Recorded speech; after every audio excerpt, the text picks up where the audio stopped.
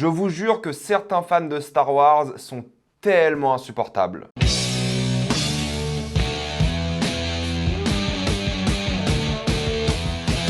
Star Wars Acolyte, saison 1. Contrairement à d'habitude, il n'y aura que des spoilers dans cette vidéo, donc si vous n'avez pas vu l'intégralité de la première saison de Star Wars Acolyte, quittez cette vidéo, allez la voir et revenez juste après, sauf si vraiment vous vous en fichez des spoilers. Ça fait un moment que certains fans de Star Wars, d'après moi, gâchent tout simplement la licence avec certains de leurs commentaires, certains de leurs avis, qui sont, d'après moi, encore une fois, aberrants, mais je vais en parler dans cette vidéo, et ça sera que concernant The Acolyte. J'ai plein de problèmes avec plein de fans de Star Wars concernant d'autres choses, mais peut-être j'en ferai une vidéo dédiée. Et oui, j'avais fait la critique des 2 premiers épisodes parce que je les ai trouvés vraiment pas mal. Je trouve qu'ils étaient assez intéressants et présageaient plutôt de bonnes choses. Ensuite, j'ai vu le 3e épisode et je n'ai pas fait de vidéo car je l'ai trouvé insupportable et pas suffisant pour en faire une vidéo entière. Mais on va parler maintenant du coup évidemment de toute la saison et pourquoi je n'en peux plus. Avant de commencer, j'aimerais tout de même remercier le partenaire officiel de cette vidéo, CyberGhostVPN et ses 38 millions d'utilisateurs et presque 5/5 sur Trustpilot. Vous les connaissez, c'est le meilleur moyen de soutenir la chaîne aujourd'hui, mais c'est aussi un service très utile. En France, nous avons l'un des pires catalogues streaming au monde. Si vous changez de pays, vous doublez le catalogue. Vraiment. Que ce soit aux États-Unis, au Royaume-Uni ou des pays francophones comme la Belgique, la Suisse ou le Canada pour la VOSTFR, la VF ou n'importe quel pays d'ailleurs. Vous pouvez même taper le nom d'un film dans Google et où regarder après. Il y a des sites qui vous disent dans quel pays ce film est disponible. Quelques exemples. Sur Netflix, vous avez déjà le nouveau SOS Fantôme, vous avez Scavenger's Reign qui est trop sous-coté et incroyable et l'exceptionnel Godzilla Minus One. Sur Disney+, vous avez des petits chefs-d'œuvre comme Sans jamais nous connaître. Sur Max, vous avez pas mal de films comme Godzilla X Kong, le tout récent, l'incroyablement sous-coté Iron Claw, Love Lies Bleeding et évidemment Dune 2 déjà dispo en 4K. Et n'oubliez pas que Max est disponible dans votre offre Canal. YouTube Premium pour beaucoup moins cher, ça change la vie, pas de pub, ça c'est trop bien. Vous pouvez écouter vos vidéos en mode podcast et même télécharger des vidéos et vous prenez un pays de l'Union Européenne parce que c'est plus simple, que ce soit la Roumanie et la Bulgarie, vous vous connectez là-bas, vous payez votre abonnement et c'est plié. Vous pouvez aussi essayer avec d'autres pays hors de l'Union Européenne, mais c'est un peu plus compliqué. Vous serez en sécurité avec un VPN, que ce soit sur la Wi-Fi de l'université, de l'hôtel, de l'aéroport ou même tout simplement de chez vous. Vous pouvez partager un compte avec 7 personnes au total. C'est disponible sur tous vos appareils préférés et c'est super simple d'utilisation. En quelques clics, c'est fait sans aucun problème. Tout le monde peut le faire. Vous pouvez essayer par vous-même car vous êtes satisfait ou remboursé sous 45 jours et vous avez une assistance technique en français 24h/7. Utilisez le lien dans la description dans le commentaire épinglé afin de vous abonner à CyberGhostVPN et bénéficier de 4,33% de réduction plus 4 mois gratuits. Foncez sur l'offre. Je vais aller vite sur les épisodes qui sont passés depuis un moment, mais l'épisode 3, je vous jure, c'était un enfer. C'est un épisode flashback du coup sur les gamines, sur les sœurs entre guillemets, on en parle après, qui sont donc dans une sorte de couvent, qui maîtrisent une sorte de forme de la force, et les Jedi viennent les chercher, et j'ai détesté cet épisode, genre vraiment, ça m'a dégoûté de faire les vidéos par la suite. Visuellement, on s'emmerde comme pas possible. Alors oui, il y a des décors sympathiques, oui, je trouve la musique plutôt bien, et t'as ce qu'on appelle des establishing shots qui sont pas mal, c'est souvent des vrais endroits qui sont un peu améliorés avec des effets spéciaux, mais la manière dont c'est filmé, les chants contre chants de dialogue insupportables, sans aucun peps, sans aucune énergie. Star Wars, c'est de l'énergie. Star Wars, dans la mise en scène, a toujours eu l'énergie, a toujours une sorte de dynamisme. Là, c'est des chants contre chants, zéro composition du cadre. Pour une série qui coûte 22 millions par épisode, c'est pas normal d'avoir zéro mise en scène. La majorité des acteurs, surtout les sorcières, ont zéro charisme. C'est un calvaire de les suivre et surtout, les discussions entre personnages, c'est pas des relations qui évoluent, c'est juste le scénario qui est expliqué à haute voix. C'est constamment ça, de l'exposition et ensuite on continue avec encore plus d'exposition. On t'explique les émotions des personnages à haute voix, on te laisse rien par la narration visuelle et surtout ils parlent pas comme des vrais humains ou des sorcières, on s'en fout, mais ils parlent pour expliquer au spectateur quelque chose et ça c'est insupportable. C'est tout à fait normal d'expliquer des choses dans le scénario et des choses comme ça bien sûr, mais il y a d'autres moyens que juste faire ça et les dialogues sont tous tellement creux et même s'il y a certains décors qui sont bien foutus et les effets spéciaux sont globalement très bien, ça fait cheap au final parce que les acteurs peuvent pas bouger dans le cadre, ils jouent pas forcément très bien, c'est vraiment mal écrit quand ils interagissent, il n'y a pas d'idée sauf aller disons l'image on va dire sur l'éclipse et le symbolisme derrière, mais c'est vraiment peu développé. L'objectif de cet épisode là c'était juste de séparer les filles et expliquer quel était ce moment qui les a forgées pour toujours. Leur vie a été bouleversée ici et c'est ce qu'ils voulaient montrer et je trouve que ça faisait vraiment très cheap. Le climax était décevant, moche, inintéressant, mais au moins le seul truc intéressant qu'ils ont fait c'est justement désacraliser de plus en plus les Jedi. On voit que ce sont presque des chasseurs d'enfants qui vont sur des planètes qui sont même pas de la République et il y a aussi cette histoire d'enfants qui sont créés par les sorcières et par la Force, on en parlera surtout après. Et pareil pour les Jedi parce que ça a énervé beaucoup de personnes. Entre le sabotage, le duel entre les enfants et tout simplement cet épisode-là, c'était l'un des pires épisodes de Star Wars tout court d'après moi. Et je me suis dit, ok, bon bah le quatrième va un peu rattraper le truc, pourquoi pas? Bah encore une fois, non, il y a quelques décors sympas, les effets spéciaux et tout, comme d'hab, oui, c'est bien fait, mais il y a aucune énergie. Là, t'as quand même une équipe de Jedi, ils ont aucune alchimie entre eux, c'est tellement basique. La photo est nulle, hein, c'est filmé avec des grosses lumières blanches, c'est insupportable, vraiment, disons-le. On apprend encore plus de choses sur les Jedi qui cachent la vérité, surtout par rapport au Sénat. Les dialogues sont gênants, je trouve, il y a que quelques acteurs qui se débrouillent un peu bien, je dirais, mais pas tous, on en parle après. Et encore une fois, ils font qu'expliquer le scénario, tu t'attaches pas vraiment à ces personnages-là, et t'as presque envie qu'ils meurent. Mais s'il vous plaît, des épisodes comme ça de 27 minutes, rushés à mort pour avancer le plus vite possible, à quoi ça sert? Non mais vraiment, il n'y a aucun intérêt d'avoir 8 épisodes dans cette série quand t'as des épisodes qui durent 27 minutes. Surtout qui finissent sur un cliffhanger en plein milieu de l'action, et le cliffhanger est bien en théorie, mais si t'avais ajouté les 2 épisodes bout à bout, t'aurais eu un épisode 4-5 vraiment bien, parce que l'épisode 5 est bien. C'est un vrai combat, c'est pas une danse, ils ont tous envie de se toucher, se faire du mal. Ils utilisent bien les décors, ils font beaucoup de dégâts, ils utilisent bien la force, je trouve. Il y a un côté kung-fu que moi personnellement j'apprécie beaucoup dans cette série, même si c'est pas extrêmement bien fait, ça change un petit peu. Et ils utilisent même les restrictions liées à Star Wars, c'est-à-dire les décapitations et des choses comme ça qui sont pas montrées dans le champ, qui sont pas mal parce que ça donne un côté esthétique et une idée de mise en scène sympa. Et oui, le combat est bien, en plus ça alterne entre différentes intrigues, le stress est présent, ils arrivent à avoir de l'énergie dans la mise en scène, dans l'acting, ça bouge de tous les côtés, il y a clairement des conséquences, ce qui est bien parce que ça manquait à la série pour l'instant. En termes de technique, d'image, c'est l'un des meilleurs combats de la saga, je déconne même pas, c'est vraiment bien foutu. Il y a une vraie narration qui est faite autour du combat, genre le combat c'est l'épisode, mais il y a une intrigue dans le combat elle-même, c'est ça qu'il faut en fait. C'est que le combat raconte une histoire, et là il raconte une histoire, il raconte d'ailleurs même plusieurs histoires. Il raconte l'histoire de plusieurs personnages à la fois, que t'aimes pas forcément et que tu t'en fiches qui meurent, sauf aller peut-être pour le personnage de Daphne Kin, qui était un petit peu développé, mais au moins il y a un truc intéressant visuellement quoi. Il y a des enjeux, des conséquences, c'est bien. Et je suis désolé, l'idée de l'armure anti-sabre est trop cool. C'est trop une bonne idée quoi. En plus de ça, il développe vraiment bien le méchant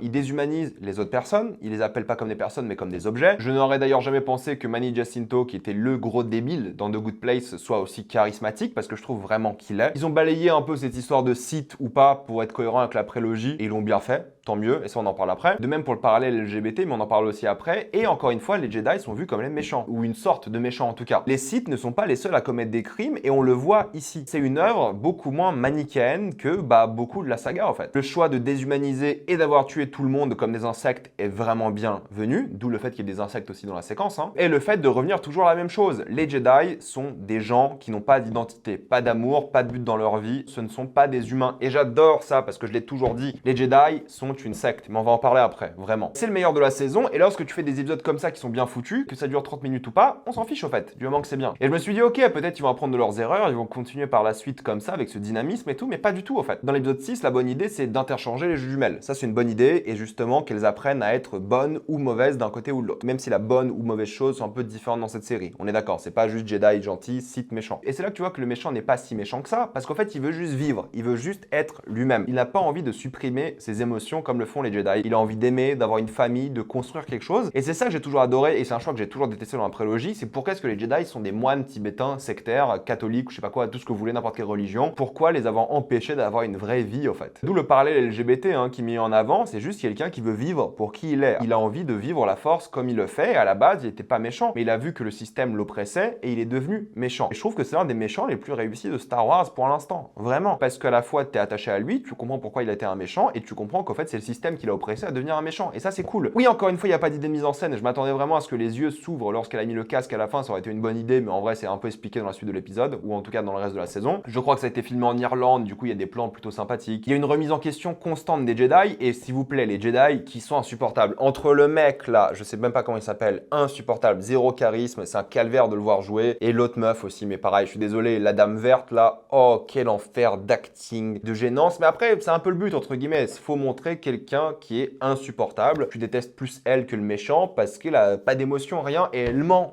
au Sénat, elle ment à la démocratie, entre guillemets, et son enquête, elle est tellement vide et rushée, c'est juste pas possible. Et pour tous les gens qui se sont plaints du fouet laser, qu'on a vu genre littéralement dans une scène, les fans de Star Wars, je vous jure, c'est trop cool comme idée en plus, un fouet laser, c'est mortel. Et c'est là que t'arrives à l'épisode 7, compétition pour l'un des pires. Pourquoi? Parce qu'en fait c'est le troisième épisode, mais d'un différent point de vue, mais c'est quasiment la même histoire. Genre, quand je dis que c'est la même histoire, c'est qu'on apprend quasiment rien de nouveau. C'est l'un des plus longs épisodes de la saison. Tu dors tout l'épisode. Et ils ont même pas osé d'ailleurs citer les midi-chloriens, si on y pense. Ils ont dit les M, et ils ont utilisé un autre mot pour parler d'autre chose. Oubliez les midi-chloriens. C'est une invention stupide. C'est l'une des plus grosses erreurs de la saga, cette histoire de midi-chloriens. C'est un truc de Gaulmont. Mais il réexplique tout, en fait. Le 3 et le 7, c'est le même épisode. T'as l'impression qu'il a juste été là pour que contractuellement Carrie-Anne Moss elle puisse jouer dans 3 épisodes et avoir son chèque. C'est long et ça montre qu'une chose, le mensonge de Sol et le fait que ce sont pas techniquement des sœurs, mais la même personne qui a été divisée en deux et la manière dont ils étaient un peu créés. Mais au moins, il y a un combat avec un Wookiee et encore une fois, le combat est bien. Pourquoi ils ont pas mis cette énergie dans les dialogues, dans les mouvements des acteurs, dans la composition des cadres? Pourquoi ils ont travaillé que les combats? Putain, c'est pénible parce que le combat est bien foutu, ça bouge dans tous les sens et encore une fois, il y a une bonne interactivité entre les combats au sabre, à la main, les décors, ça bouge bien, mais c'est pas 10 minutes de combat ou même pas 2 minutes de combat qui va sauver un épisode hyper long, vide, quoi. Ça fout la haine parce que c'est bien fait pour le coup, mais pourquoi ils ont pas mis cette passion dans autre chose que ça? Pourquoi ils ont dit, ok, on fait le focus sur les combats et le reste, les gens vont oublier? Mais les gens vont pas se taper 30 minutes de vide pour 3 minutes de combat. Mais au moins, on arrive au 8e épisode, l'épisode qui est sorti aujourd'hui, au fameux climax, voilà, la fin de la saison, et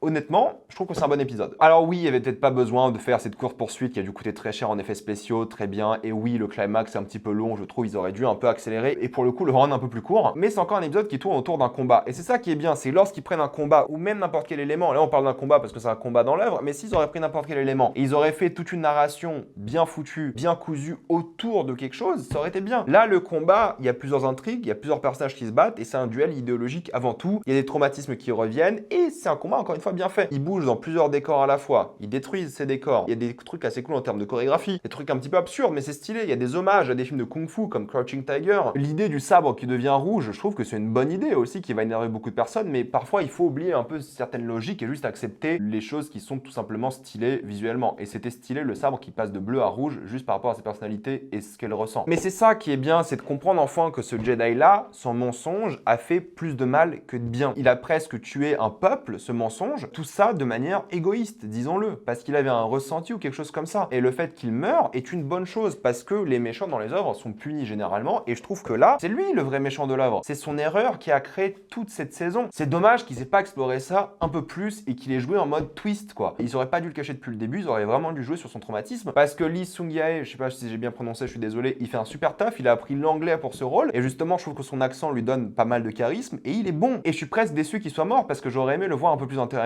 et accepter de plus en plus son traumatisme. Mais c'était logique qu'il passe parce qu'il fallait développer les deux sœurs, encore une fois, je me permets. Et c'est là que tu comprends que le sénateur a raison. Il le dit à un moment, il dit, mais vous les Jedi, vous êtes une secte, vous essayez de passer pour des gens sans émotion, mais vous ne pouvez pas le cacher et le contrôler car vous êtes humain. Humain ou alien, vous avez compris. Et c'est ça que j'aime beaucoup et je suis d'accord avec ça. Mais pourquoi c'est pas encore plus développé? Pourquoi l'intrigue de la saison a pas tourné autour de ça? Pourquoi est-ce qu'on a perdu du temps sur du remplissage, sur une enquête, sur trouver l'identité d'un site? Parce que dès que l'identité du site est trouvée, l'histoire en théorie est mieux. Mais lorsqu'on parle des flashbacks des enfants, des choses comme ça, je trouve que c'est le mauvais point de vue. Et c'est là que je me rends compte qu'en fait, le personnage principal n'aurait pas dû être ces sœurs-là, mais le Jedi, en fait, Sol. Et justement, voir l'impact qu'il a eu et voir l'enquête de son point de vue tout en essayant peut-être de cacher son passé, des choses comme ça. Là, avoir pris le point de vue des deux jumelles, avoir fait littéralement, entre guillemets, le même épisode dans une saison de 8 épisodes, c'est n'importe quoi. Oui, je trouve le fait d'avoir effacé la mémoire trop facile. C'est une grosse facilité, mais bon, à la limite, ça passe. Pourquoi pas? Mais pour moi, revoir ces personnages-là par la suite n'a aucun intérêt. Elle, je veux plus la revoir. Sa sœur maléfique, maintenant, elle, oui. Et pourquoi on se concentre pas dans la saison 2, s'ils en font une, sur elle et son maître, en fait? Parce que c'est des personnages bien plus intéressants. Et de toute façon, il reste plus qu'un personnage intéressant, c'est le personnage de Mani Jacinto. Et je suis désolé, le teasing, enfin, de Darth Plagueis en live action ne sert à rien. Oh là là, que c'était nul comme teasing en plein milieu de l'épisode. Si tu clignes des yeux, tu le rates. Et ça servait à rien. Oui, Darth Plagueis est dans l'ombre, c'est lui qui contrôle je sais pas quoi. Oh là là là là là là.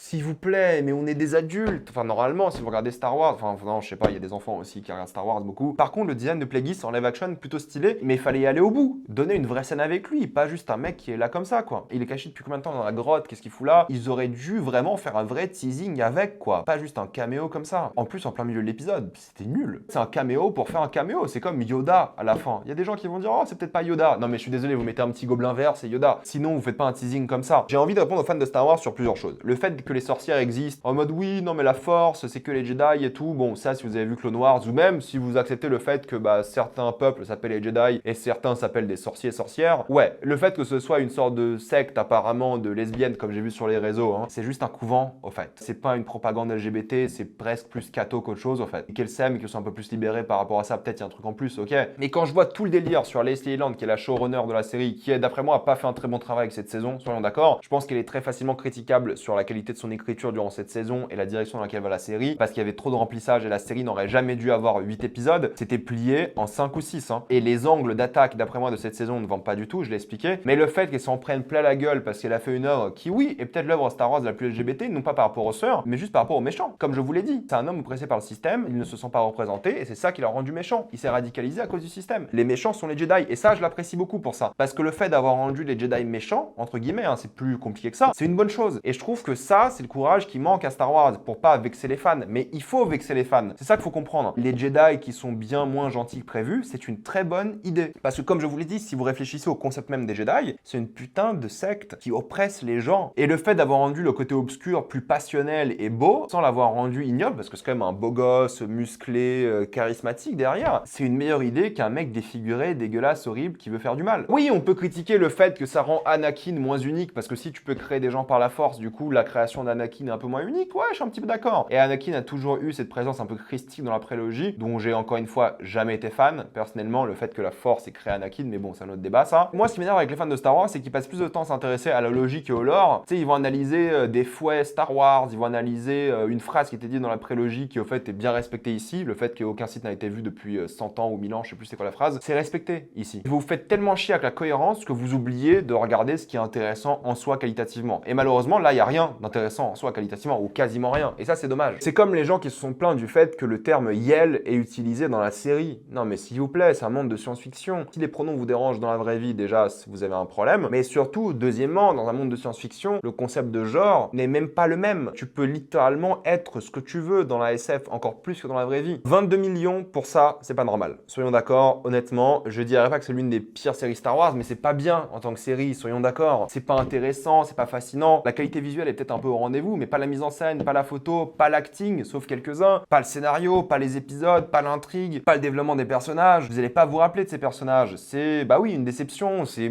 médiocre, quoi, vraiment. Ils ont réussi les combats, mais pas les dialogues. Les dialogues, c'est 90% de la série. Super. Bref, je suis carrément déçu. Je ferai une vidéo bilan de toutes les séries Star Wars, je pense, au week-end, parce qu'il faut en parler. Mais oui, c'est dur à conseiller pour les gens qui sont pas fans de Star Wars, et même les fans de Star Wars. C'est inintéressant. C'est trop dommage, parce que ça a bien commencé, et il y a quelques petites fulgurances, mais c'est oubliable, et ça, c'est triste. Voilà, mettez-moi dans les commentaires ce que vous en pensez. J'ai envie d'avoir votre avis. Avant de quitter cette vidéo, pensez à utiliser le lien dans la description, un commentaire épinglé, afin de débloquer tous les plateformes de streaming en toute accessibilité et sécurité. Tout ça pour 2,03€ par mois, plus 4 mois gratuits. Foncez sur l'offre. Pensez à vous abonner à la chaîne pour voir les prochaines vidéos. Mettez un j'aime, ça aide beaucoup la chaîne. Suivez-moi sur tous mes réseaux pour plus de contenu exclusif. Et moi, je vous dis à la prochaine fois. Salut à tous.